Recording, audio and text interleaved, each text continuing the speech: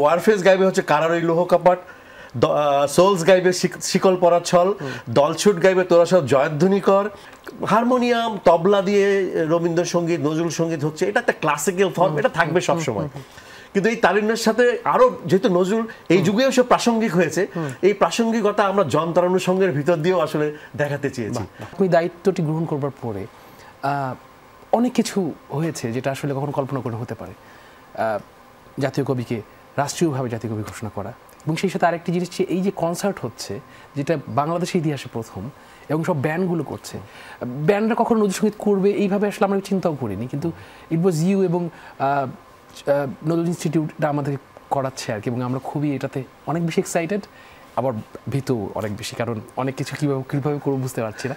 But আপনি একটু যদি আমাদেরকে একটু আলোকিত করতেন পুরো বিষয়টা নিয়ে, যে এই ভাবনাটা কোত্থেকে আসলো যে ব্যান্ডগুলো কিনে নজরুল ডে বা এরকম একটা কনসার্ট হতে পারে। আসলে আমাদের জাতীয় কবির সবচেয়ে বড় যেটা আমাকে ইন্সপায়ার করেছে সেটা হচ্ছে আমাদের 24-এর গণ অভ্যুত্থান পরবর্তী দায়িত্ব নেওয়ার পর এই গণ অভ্যুত্থান পুরোটাই তো নজরুলময় ছিল। নজরুলের চেতনা, নজরুলের গান, তার কবিতা।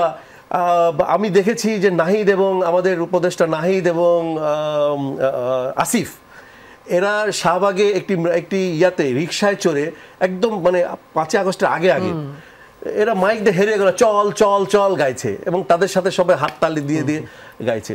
দেয়ালে দেয়ালে আমাদের গ্রাফিতিতে ফেসবুকে ঘুরে ফিরে খালি নজরুল এসেছে।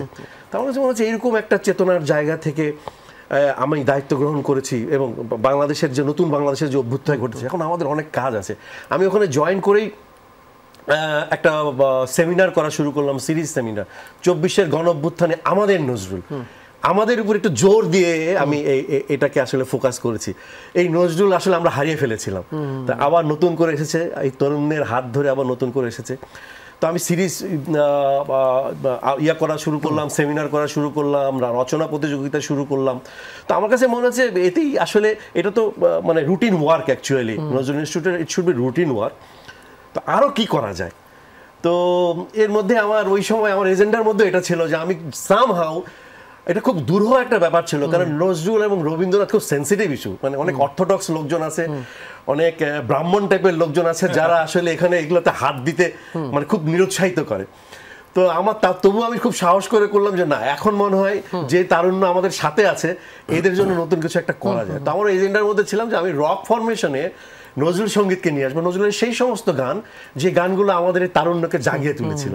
তুমি দেখো আমাদের যে লিস্ট আমরা করেছি, এই মানে আমাদের ব্যান্ড 10টি ব্যান্ডের জন্য, তোমরা গাইবে মানে ওয়ারফেস গাইবে হচ্ছে কারার ওই লোহ কপাট, সোলস গাইবে শিকল পরা ছল, দলছুট গাইবে তোরা সব জয়ধ্বনি কর, আর্ক গাইবে জাগো অনশন বন্দি, শিরোনামহীন গাইবে দুর্গমগিরি কান্তার মরু, ডিফারেন্ট টাচ গাইবে ও ভাই সোনার চেয়ে খাঁটি সোনা, মিজান অ্যান্ড ব্রাদার্স গাইবে মোরা ঝঞ্ঝার মতো উদ্দাম, র্যাবেল ব্যান্ড গাইবে বাজিছে দামামা বাদরে আমামা, ব্ল্যাক গাইবে পরদেশি মেঘ, এফ মাইনর গাইবে জয় হোক জয় হোক।